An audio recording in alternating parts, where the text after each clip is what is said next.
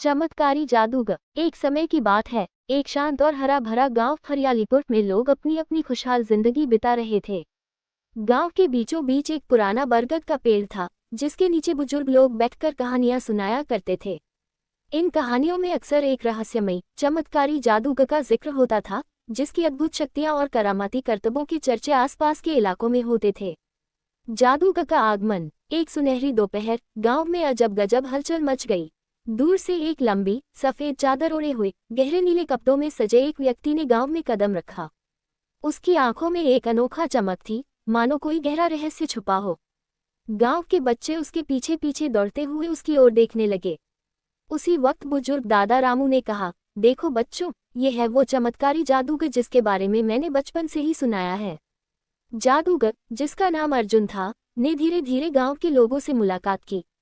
उसने बताया कि वह दूर दराज के इलाकों से आया है, जहां उसने अद्भुत विद्या सीखी है। उसकी बातों में एक मधुरता और आत्मविश्वास था, जिससे हर कोई मंत्रमुग्ध हो गया। संकट की चेतावनी। कुछ दिनों बाद गांव में अजीब घटनाएं होने लगी। खेतों में फसलें मुरझाने लगी, पानी की नदियां सूखने लगी और लोगों के मन में अंधकार छा गया। गांव के प्रधान श्री चरण ने अर्जुन से मदद की अपील की। अर्जुन भैया, हमारे गांव पर एक काली छाया मंडरा रही है। अगर अब तक कुछ न किया गया तो हमारा सारा जीवन संकट में पड़ जाएगा, श्री चरण ने चिंता भरी आवाज में कहा। अर्जुन ने शांत मन से सुना और कहा, किसी भी संकट का सामना करने के लिए ज्ञान और धैर्य की आवश्यकता होती है। मुझे कुछ दिन की जरूरत है कि मैं इस रहस्य का पता लगा सकूं। उसने गांव के बुजुर्गों से पुरानी पुस्तकों और गीतों के माध्यम से जानकारी इकट्ठा की। लोगों का मन अटपटा हुआ था, पर उनमें उम्मीद की एक किरण भी चमक रही थी। जादू का रहस्य और खोज। रात के सन्नाटे में अर्जुन अपने छोटे से आश्रम में बैठा विचारों में खोया था। उसने अपनी पुरानी यादों में खोकर उस गुरुदेव की शिक्षाओं को याद किया, जिन्होंने उसे बताया था कि प्रकृति ही असली जादू की साधना है। उसने अपनी पुस्तक खोली जिसमें एक रहस्यमयी मंत्र अंकित था, प्रकृति की प्रार्थना। अर्जुन ने समझा कि गांव के सूखते पानी और मुरझाते खेतों के पीछे एक प्राकृतिक अशांति है, जो शायद किसी प्राचीन श्राप के कारण हुई है। उसने तय किया कि वह उस रहस्य को सुझाने के लिए गांव के बाहर पास के जंगल की ओर जाएगा।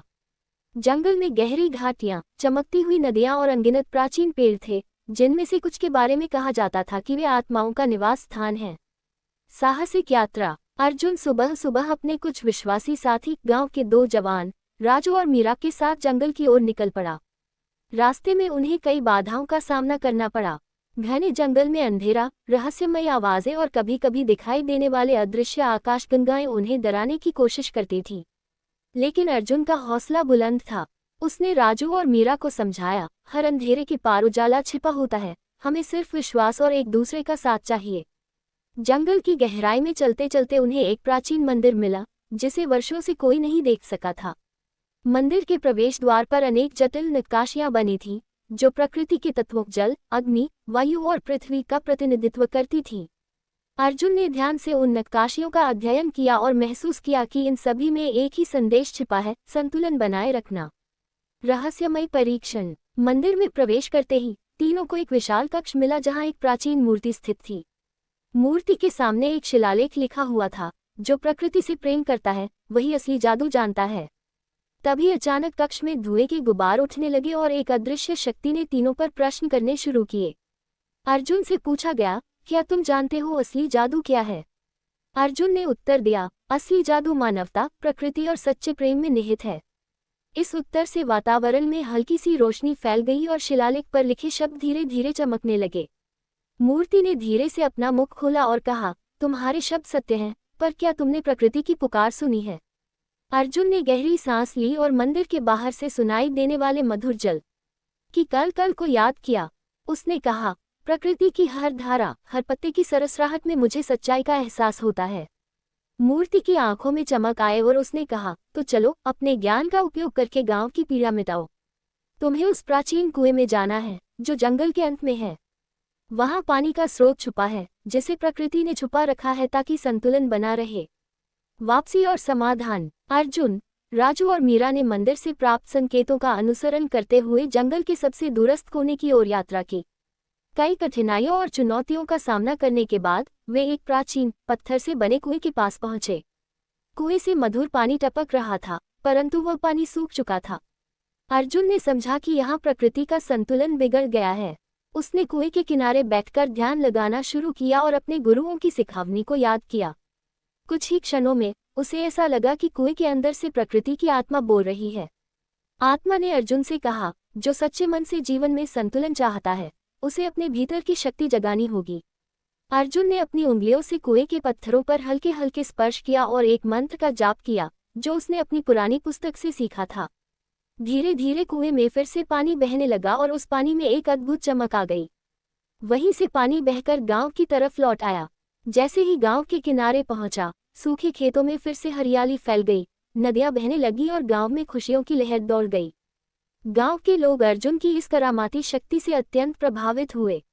श्रीचरण ने सभी के बीच खड़े होकर कहा, आज हमने सीखा कि असली जादू हमारे अंदर और प्रकृति के साथ संतुलन में निहित है। नई सुबह का आरंभ। उस दिन के बाद अर्जुन को केवल एक जादूगर के रूप में नहीं बल्कि एक शिक्षक और मार्गदर्शक के रूप में जाना जाने लगा। उसने गांव के बच्चों को प्रकृति के रहस्यों, धैर्य और सच्चे प्रेम की महत्ता के बारे में सिखाया।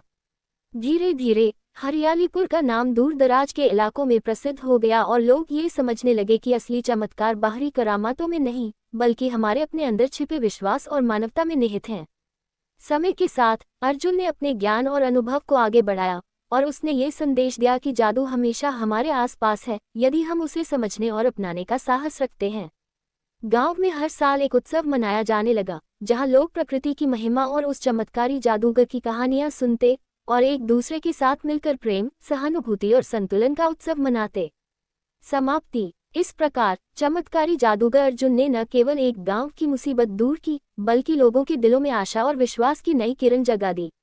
उसकी कहानी आज भी हमें ये सिखाती है कि जब हम प्रकृति और एक दूसरे के साथ सामंजस्य बिठाते हैं, तो हर अंधेरे के बाद उजाला अवश्य आता है।